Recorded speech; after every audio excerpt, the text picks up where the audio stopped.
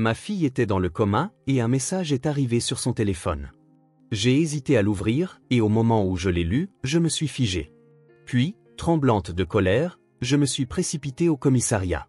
Parce que le message disait « Avant de commencer l'histoire, n'oubliez pas de laisser un like et de vous abonner à la chaîne pour voir plus d'histoires comme celle-ci. » Dans mon petit appartement en banlieue de Boston, je me suis réveillé au son de mon réveil.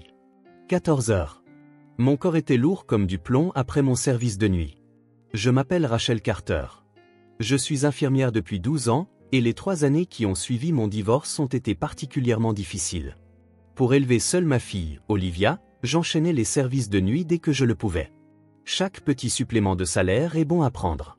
Quand je suis arrivé dans le salon, il y avait un mot sur la table, écrit de la main ronde d'Olivia. « Maman, j'espère que le travail s'est bien passé. J'ai mis ton petit déjeuner au frigo. Je suis parti à l'école. Je t'aime, Olivia. » Ces mots que ma fille de 10 ans me laissait chaque matin me réchauffaient le cœur. Olivia était vraiment une enfant formidable. Intelligente, gentille et brillante à l'école. Ses professeurs la décrivaient souvent comme une élève modèle en classe. Elle avait beaucoup d'amis et récemment, elle passait du temps avec 3 filles, Caitlin, Madison et Emma. Elle formait un groupe de meilleures amies, allant au cinéma le week-end et traînant au centre commercial. En tant que mère célibataire, je me sentais constamment coupable envers ma fille. De ne pas pouvoir passer assez de temps ensemble, des difficultés financières, de l'élever sans père.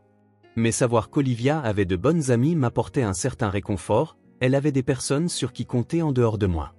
Cela comptait plus que tout pour moi. Dernièrement, cependant, quelque chose me tracassait. Il me semblait que le sourire d'Olivia n'était plus aussi fréquent qu'avant.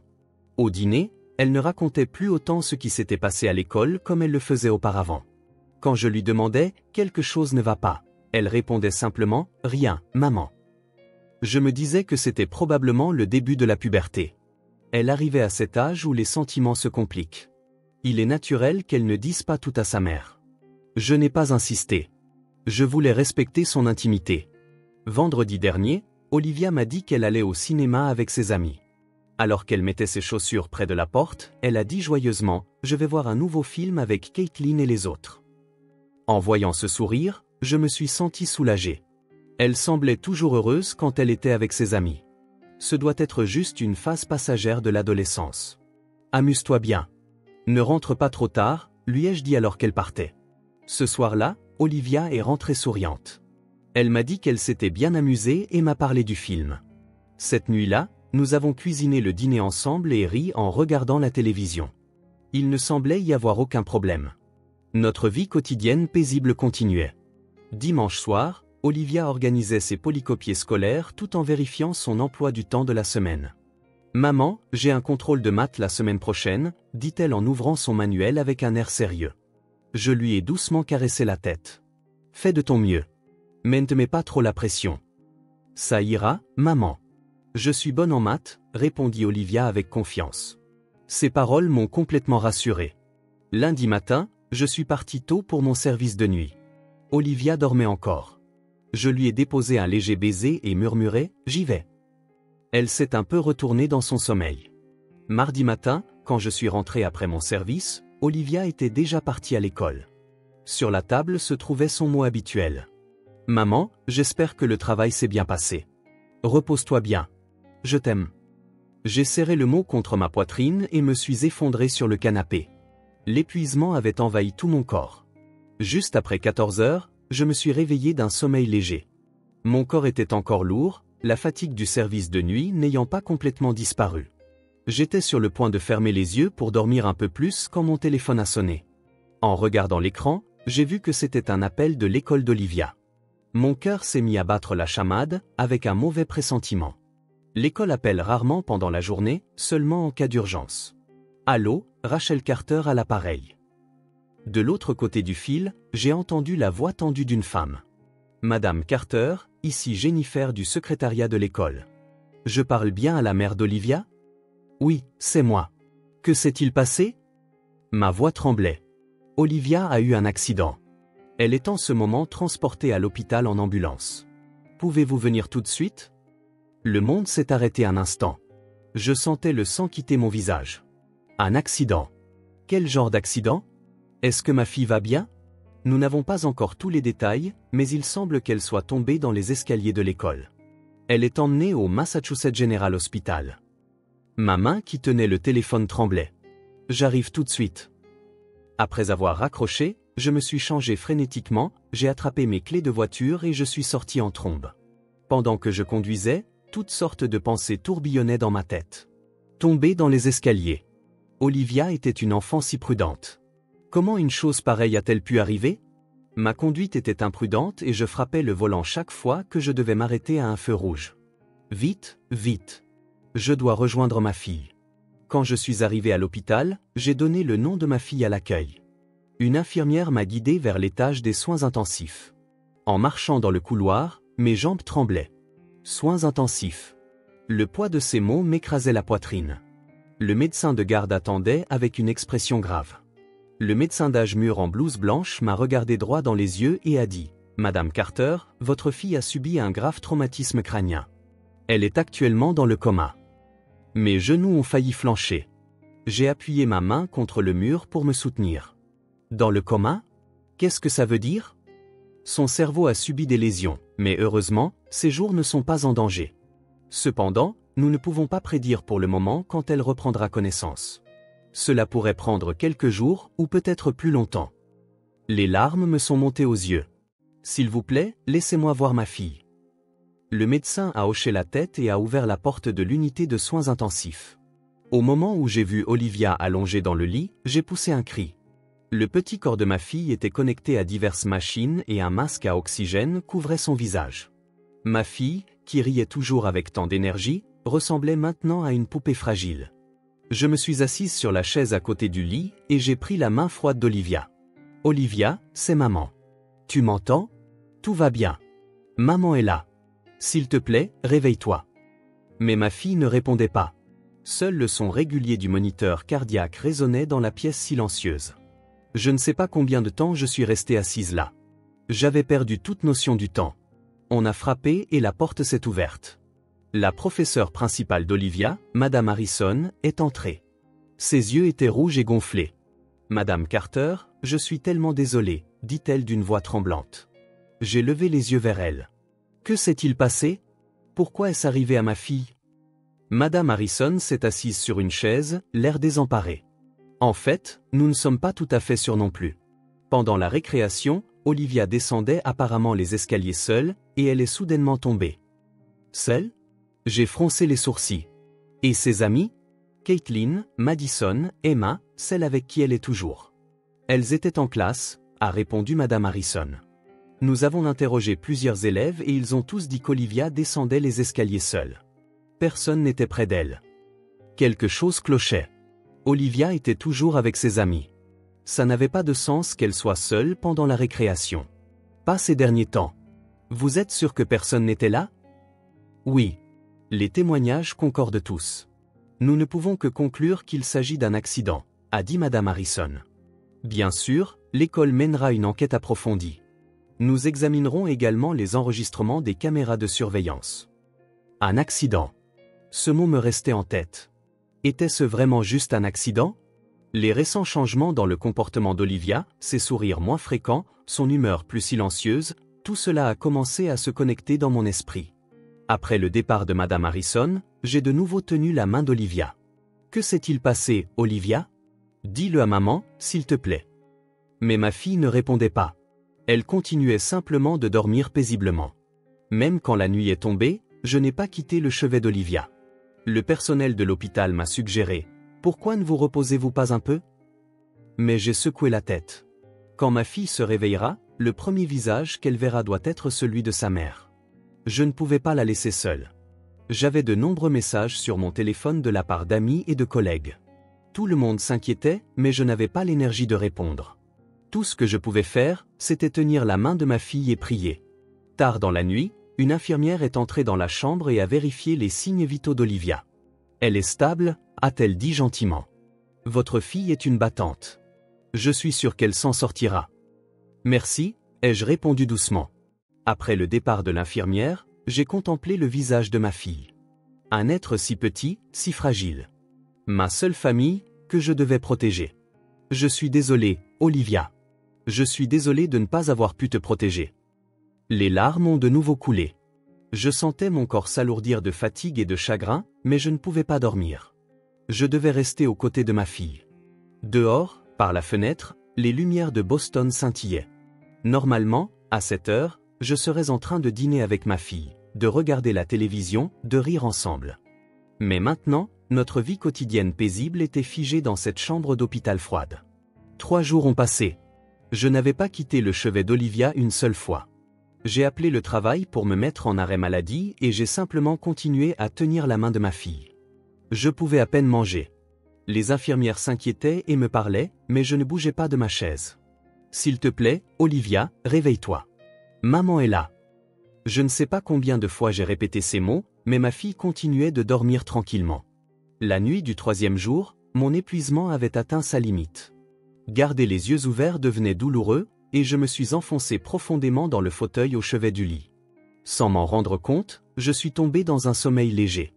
Vers 2 heures du matin, je me suis réveillé à cause d'un bruit. Au début, je ne savais pas ce que c'était.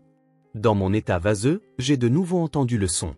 Une sonnerie électronique, une notification de message. En ouvrant les yeux, j'ai vu le smartphone d'Olivia sur la table de chevet qui s'illuminait. L'écran affichait une notification pour un nouveau message. Un instant, j'ai hésité à le prendre. Je ne devrais pas envahir l'intimité de ma fille. En tant que parent, c'était une règle que j'avais toujours cru devoir suivre. Mais quelque chose s'est agité dans mon cœur. Peut-être y a-t-il un indice sur l'accident. Je dois savoir ce qui est arrivé à ma fille. Les mains tremblantes, j'ai pris le smartphone. Il n'était pas verrouillé. Olivia faisait confiance à sa famille. Elle croyait qu'il n'y avait pas de secret entre nous. Cette confiance m'oppressait la poitrine maintenant. J'ai ouvert l'application de messagerie. Le dernier message provenait d'une conversation de groupe appelée BFFS Forever. Les membres étaient Caitlin, Madison et Emma. Les 3 filles que je croyais être les meilleures amies de ma fille. Les doigts tremblants, j'ai ouvert le message et je suis resté figé. On s'est enfin débarrassé de la nuisance. C'est clair. Olivia était tellement agaçante. On a réussi à faire passer ça pour un accident. Mes mains se sont mises à trembler violemment alors que je fixais l'écran. Qu'est-ce que c'est? Qu'est-ce qu'elle raconte? Elle n'a rien pu dire à personne jusqu'à la fin. Quelle lâche. Mais si elle se réveille? C'est bon. Il n'y a aucune preuve. Personne ne la croira. Je ne pouvais plus respirer. Mon cœur battait à tout rompre. Ma fille a été intentionnellement? J'ai commencé à faire défiler frénétiquement. Je devais lire les messages passés. Je devais savoir ce qui s'était passé. J'ai vu un message datant de 2 mois. Caitlin l'avait envoyé à Olivia. Olivia, déjeunons tout ensemble demain. Attends-nous sur le banc dans la cour. Mais ensuite, dans la conversation de groupe, il y avait une discussion différente. Olivia attend toute seule et personne n'y va. Elle va probablement continuer d'attendre comme une idiote. Je me suis mordu la lèvre. Ma fille avait attendu seule des amis, tout en sachant que personne ne viendrait. J'ai fait défiler plus loin. Il y a un mois, Madison avait posté une photo dans le groupe. C'était une photo d'Olivia. La tenue d'Olivia n'est pas ringarde. On n'y peut rien quand sa mère est pauvre. Si elle porte quelque chose d'encore pire demain, on se moquera d'elle. Les larmes ont coulé. Ma fille subissait de tels maux tous les jours. Message d'il y a 2 semaines. Olivia est de trop. Pourquoi tu ne quittes pas simplement le groupe? Il y avait une réponse d'Olivia. Je suis désolé. J'ai fait quelque chose de mal? Madison a répondu froidement. C'est ton existence qui est de trop. Emma a enchaîné. Tu ne comprends rien? Tu ne saisis pas l'ambiance. Mes larmes ne s'arrêtaient plus. Ma fille souffrait tellement et elle ne m'avait rien dit. Comme ça a dû être douloureux. Comme elle a dû se sentir seule. Et puis j'ai trouvé le message de la veille de l'accident. Débarrassons-nous d'Olivia demain. Comment? Faisons en sorte qu'elle ait un accident dans les escaliers. Sérieusement? On ne va pas se faire prendre? C'est bon. J'ai un plan. On l'attirera vers les escaliers pendant la récréation et je la pousserai. On choisira un moment où il n'y a personne. Compris. Mes mains tremblaient si fort que j'ai failli laisser tomber le téléphone. Ce n'était pas un accident. C'était planifié, une tentative de meurtre prémédité. J'ai regardé le visage d'Olivia. Ma petite fille avait subi quelque chose d'aussi horrible et elle ne pouvait demander de l'aide à personne. Elle ne pouvait même pas le dire à sa mère. Je suis désolé, Olivia. J'ai serré fort la main de ma fille. Je suis désolé, maman n'a pas remarqué que tu souffrais comme ça tous les jours. Des larmes sont tombées sur la main de ma fille. Le chagrin me déchirait la poitrine. Mais l'instant d'après, ce chagrin s'est transformé en une colère brûlante. Ces filles, ma voix tremblait. Ces filles, à ma fille. Je me suis levé. J'ai agrippé fermement le smartphone. J'ai commencé à prendre frénétiquement des captures d'écran des messages. Chaque message, chaque preuve, j'ai tout sauvegardé. J'ai embrassé doucement Olivia sur le front. C'est bon. Maman va te protéger. Je ne leur pardonnerai jamais. J'ai quitté la chambre. Au poste des infirmières, je leur ai dit que je sortais pour un court instant. Je reviens tout de suite. Si quoi que ce soit arrive à ma fille, s'il vous plaît, contactez-moi immédiatement. Alors que je me dirigeais vers le parking de l'hôpital, mon cœur brûlait de colère. Ce n'était pas juste du harcèlement. C'était un crime prémédité. Elles ont essayé de prendre la vie de ma fille. Je ne peux pas pardonner ça. Je ne pardonnerai absolument jamais. J'ai traversé les rues en pleine nuit à toute vitesse. Je me dirigeais vers le poste de police. Pour le bien de ma fille, je devais me battre. En tant que mère, je ne voulais plus regretter de ne pas avoir pu protéger ma fille. Quand j'ai vu les lumières du poste de police, ma détermination s'est renforcée. Ces 3 filles et cet acte terrible, je m'assurerai que justice soit faite. Quand ma fille se réveillera, je dois lui rendre un monde où elle pourra vivre en paix. J'ai garé la voiture, le smartphone en main, j'ai ouvert la porte du poste de police. À l'accueil du poste de police, un jeune officier à l'air endormi était assis. Quand je suis entré en trombe, à bout de souffle, il s'est levé, l'air surpris. « Aidez-moi, s'il vous plaît », ai-je dit d'une voix tremblante. Ma fille a été agressée. L'officier m'a conduite dans une pièce séparée et a appelé une détective expérimentée. La femme qui s'est présentée comme la détective Dèbre m'a calmement offert une chaise. Respirez profondément.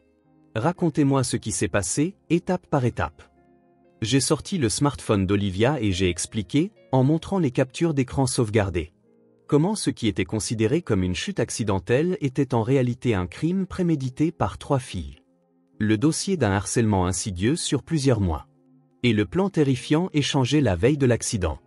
L'expression de la détective Dèbre est devenue de plus en plus sévère. Après avoir lu tous les messages, elle a poussé un profond soupir. C'est une affaire grave. Nous allons commencer l'enquête immédiatement. Le lendemain matin, la police a contacté l'école et les tuteurs des 3 filles. Caitlin, Madison, Emma et leurs parents ont été convoqués au poste de police. J'attendais aussi, dans une pièce séparée. Au début, les 3 filles semblaient calmes. Caitlin, avec ses cheveux blonds attachés en arrière, avait une expression confiante. Madison regardait autour d'elle avec anxiété. Emma gardait la tête baissée. Lorsque la détective Dèbre a lu le contenu des messages, les visages des 3 filles ont changé de couleur. Caitlin a parlé la première. « On a juste écrit ça pour plaisanter. On ne le pensait pas. » Madison a poursuivi, « C'est vrai.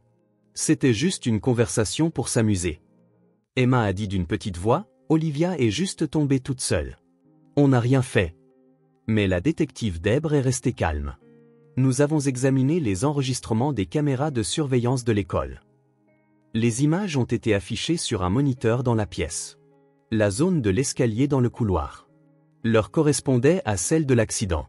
Sur les images, on voyait Olivia marcher seule dans le couloir. Elle regardait autour d'elle avec anxiété. Puis Caitlin s'est approchée. On aurait dit qu'elle lui disait quelque chose. Olivia secouait la tête. L'instant d'après, Madison et Emma sont apparus du côté opposé. Les 3 se sont tenus autour d'Olivia. Caitlin a pointé du doigt les escaliers. Olivia a reculé comme si elle ne voulait pas y aller. Puis est venu le moment décisif.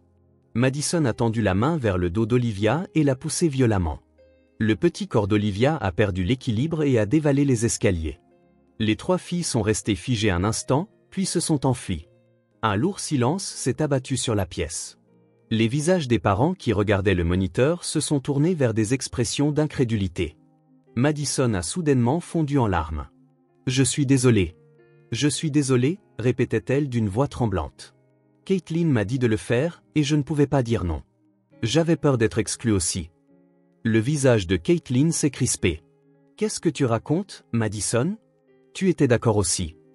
Mais je ne pensais pas que ça finirait comme ça. Madison s'est couvert le visage. Je ne voulais pas faire de mal à Olivia. Je pensais juste qu'on lui ferait un peu peur. Emma s'est aussi mise à pleurer. C'était censé être une blague au début. Mais Caitlin n'arrêtait pas. Ça n'a cessé d'empirer. Caitlin a croisé les bras et a dit « Olivia était agaçante, donc c'est de sa faute. Toujours à faire la gentille fille, à se faire féliciter par les professeurs. De meilleures notes que nous. Ça m'énervait vraiment. » La détective Debra a dit d'une voix sévère « Vous avez tenté d'ôter la vie à quelqu'un. Vous dites que la jalousie en était la raison ?» La mère de Caitlin s'est soudainement levée. C'était une femme bien habillée dans un costume cher, visiblement riche. « Ma fille n'a rien fait de mal. Cette petite Olivia est juste trop faible. C'est de sa responsabilité de faire attention à ne pas tomber dans les escaliers. » Je regardais depuis la pièce séparée, mais mon corps tremblait de colère. J'ai ouvert la porte et suis entré dans la pièce. « Votre fille a tenté de tuer ma fille », ai-je crié délibérément. « Et vous osez dire qu'elle n'est pas en faute ?» La mère de Caitlin m'a fusillé du regard. « Votre fille est juste faible. Ma Caitlin est une fille excellente, une enfant prometteuse. » Le père de Madison s'est levé et s'est incliné profondément. « Je suis vraiment désolé. Ma fille a fait quelque chose d'irréparable. S'il vous plaît, pardonnez-nous. » Sa voix tremblait. Les parents d'Emma sanglotaient. « Nous n'avons rien remarqué, » a dit sa mère. « Que notre fille faisait une chose pareille. » La détective Debra a regardé tout le monde. « Vous serez toutes les trois jugées par le tribunal pour mineurs pour tentative de meurtre. Nous avons suffisamment de preuves. » Plusieurs semaines plus tard, une audience a eu lieu au tribunal pour mineurs. Je faisais des allers-retours entre le chevet d'Olivia et le tribunal. Ma fille ne s'était toujours pas réveillée, le médecin disait qu'il y avait des signes d'amélioration. Au tribunal, le sort des trois filles a été décidé. Caitlin, en tant que meneuse, a reçu la peine la plus lourde. Placement dans un centre de détention pour mineurs pendant 2 ans. Madison et Emma, en tant que complices, ont chacune reçu 1 an en centre de détention pour mineurs. Le juge a dit avec une expression sévère, « Le harcèlement est un crime. Vos actions équivalent à une tentative de meurtre. Vous avez tenté de prendre la vie de la victime. Comprenez la gravité de cet acte. » Le jour où le verdict a été rendu, je suis retourné à l'hôpital. Je devais en informer Olivia. Je me suis assise à son chevet et j'ai tenu la main de ma fille. « Olivia, écoute. Ces filles ont été punies. Tout va bien maintenant.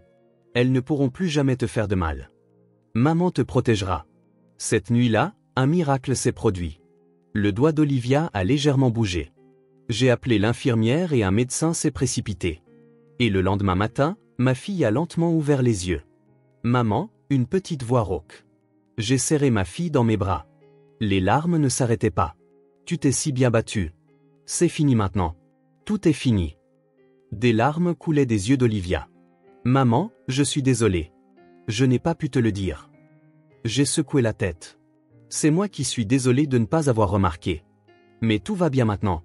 À partir de maintenant, maman te protégera comme il se doit. » Ma fille a commencé à tout me raconter d'une voix tremblante.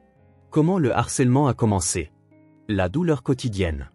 Pourquoi elle ne pouvait le dire à personne. Je ne voulais pas t'inquiéter, maman. Tu travailles si dur pour moi. Je ne voulais pas que tu penses que j'étais faible. J'ai serré ma fille fort contre moi. Tu n'es pas du tout faible. Tu as enduré tout ça toute seule. Tu es une fille très forte. Mais tu sais, quand les choses sont difficiles, on a le droit de compter sur les autres. C'est à ça que sert la famille. Olivia a continué de pleurer contre ma poitrine, et j'ai pleuré avec ma fille. Plusieurs mois ont passé. Olivia avait changé d'école. Ma fille, qui était anxieuse au début, a progressivement retrouvé le sourire. Un jour, à la pause déjeuner, une fille de sa classe a parlé à Olivia. « Tu veux déjeuner avec moi ?» Olivia a hésité un instant, mais a légèrement hoché la tête. « Oui, merci. » Quand elle est rentrée à la maison, ma fille m'a raconté sa journée avec joie. « Maman, je me suis fait une nouvelle amie. Une fille qui s'appelle Sophia. Elle est vraiment gentille. » J'ai caressé la tête de ma fille. « C'est merveilleux, Olivia. » Une fois par semaine, Olivia voyait la conseillère d'orientation de l'école. Je parlais aussi régulièrement avec la conseillère. « Les blessures émotionnelles ne guérissent pas facilement », disait la conseillère. Mais Olivia avance petit à petit. Un soir, Olivia m'a demandé, « Maman, tu penses que Caitlin et les autres me détestent ?» J'ai serré ma fille dans mes bras. Peut-être, mais ce n'est pas de ta faute. Elles assument juste la responsabilité de leurs propres actions. Olivia a dit doucement, « Maman, je comprends enfin. La famille, c'est important. Ne pas tout porter seul et compter sur les gens en qui on a confiance, c'est ça qui compte. » Les larmes me sont montées aux yeux. C'est vrai. La famille, c'est se faire confiance et se soutenir les uns les autres. À partir de maintenant, dis tout à maman. D'accord, promis, a répondu Olivia avec un sourire. Au centre de détention pour mineurs, Caitlin rencontrait un conseiller. Pourquoi as-tu harcelé Olivia? Après un long silence, Caitlin a répondu. Je pense que c'était de la jalousie. Elle avait tout ce que je n'avais pas. La gentillesse, l'intelligence, la force. Je ne pouvais pas le supporter. Dans des cellules séparées, Madison et Emma versaient des larmes de regret. Qu'est-ce qu'on a fait? A dit Madison. Je pensais que si je suivais Caitlin, on pourrait rester amis. Mais ce ne sont pas ça, les vrais amis, n'est-ce pas? Emma a hoché la tête. On a fait du mal à Olivia et on s'est fait du mal à nous-mêmes. On a fait quelque chose qu'on ne pourra jamais réparer. Un dimanche de printemps, Olivia et moi nous promenions dans le parc. Ma fille courait partout en riant d'une voix claire. Maman, regarde. Les cerisiers sont en fleurs. Alors que nous nous asseyions sur un banc, la mère de Sophia s'est assise à côté de moi. Olivia est devenue beaucoup plus énergique, n'est-ce pas? J'ai souri. Oui, ça prendra encore du temps, mais elle avance petit à petit. Les pétales de cerisier dansaient dans le vent. Olivia courait après les pétales avec son amie. En la regardant, je me suis dit, la famille, ce ne sont pas seulement les liens du sang. C'est se faire confiance, se soutenir, être là pour s'épauler dans les moments difficiles. Ma fille l'a appris et j'ai appris à faire davantage confiance à ma fille aussi. À partir de maintenant, nous avancerons ensemble, en famille. Parfois, le chemin sera difficile, mais si nous nous soutenons mutuellement, nous pourrons surmonter n'importe quelle épreuve. Olivia s'est retournée et m'a fait un signe de la main. Maman. Je me suis levé et j'ai marché vers ma fille. Sous le soleil de printemps, nous nous sommes enlacés avec des sourires sur nos visages. Une nouvelle vie commence ici.